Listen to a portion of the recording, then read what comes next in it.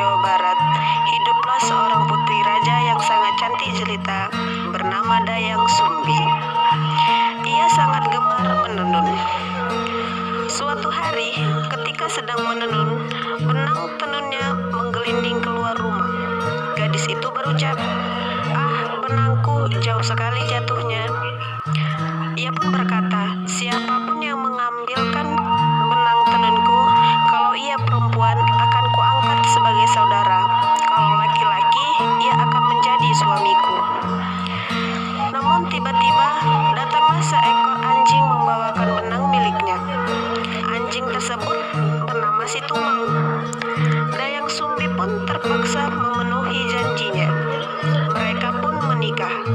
Ternyata si Tumang adalah titisan dewa yang dikutuk menjadi binatang dan dibuang ke bumi. Waktu berlalu, Dayang Sumbi pun hamil dan melahirkan seorang anak laki-laki yang tampan yang diberi nama Sangkuriang. Sangkuriang bertumbuh besar. Suatu hari, Dayang Sumbi menyuruh Sangkuriang untuk berburu mencari hati kijang. Sangkuriang pun berangkat ke hutan ditemani si Tumang. Setelah berburu sepanjang hari, Sangkuriang tak mendapatkan seekor kijang pun. Ia juga kesal. Ternyata si Tumang tidak membantunya berburu. Sangkuriang marah, lalu memanah si Tumang sehingga anjing itu mati. Sangkuriang mengambil hati si Tumang dan membawanya pulang. Dayang Sumbi tidak percaya bahwa hati yang dibawa anaknya adalah hati seekor rusa. Akhirnya, Sangkuriang mengakui bahwa hati yang dibawanya adalah hati si Tumang. Betapa murka Dayang Sumbi. Tanpa sadar, ia memukul gayung yang dipegangnya ke kepala Sangkuriang hingga menimbulkan bekas di kepala anak itu. Sangkuriang kesal, lalu pergi meninggalkan rumahnya. Dayang Sumbi menyesali perbuatannya. Dengan perasaan sedih, ia mengasingkan diri. Kesungguhannya dalam bertapa membuat para dewa menganugerahkan kecantikan abadi.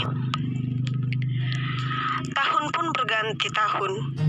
Sangkuriang tumbuh menjadi pemuda yang tampan dan gagah.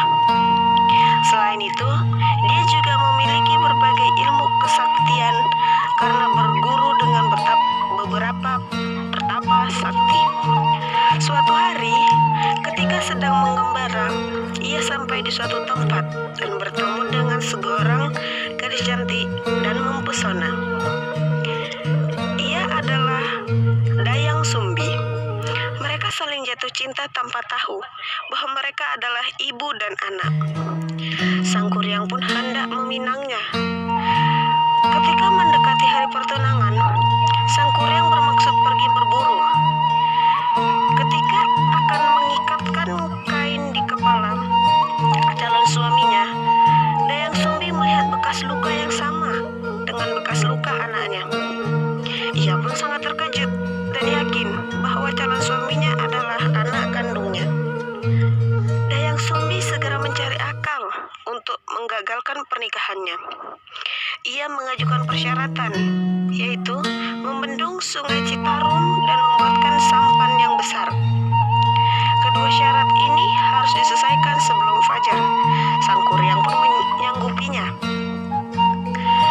Sangkuriang pun meminta bantuan para makhluk gaib untuk menyelesaikan tugas itu.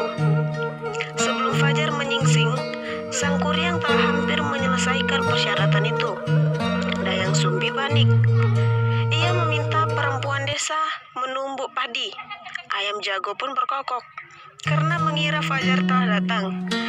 Para makhluk gaib yang datang membantu Sangkuriang pun ketakutan. Sangkuriang sangat kesal, usahanya gagal sudah. Dengan marah, ia menyembah tanggul yang telah hampir selesai dibuatnya. Akibatnya, terjadilah banjir yang melanda seluruh desa. Sampan yang juga telah jadi pun ia tendang sehingga terlempar jauh dan terbalik. Sampan besar itu lama-kelamaan berubah menjadi sebuah gunung yang kemudian diberi nama Gunung Tangkuban Perahu yang artinya perahu terbalik.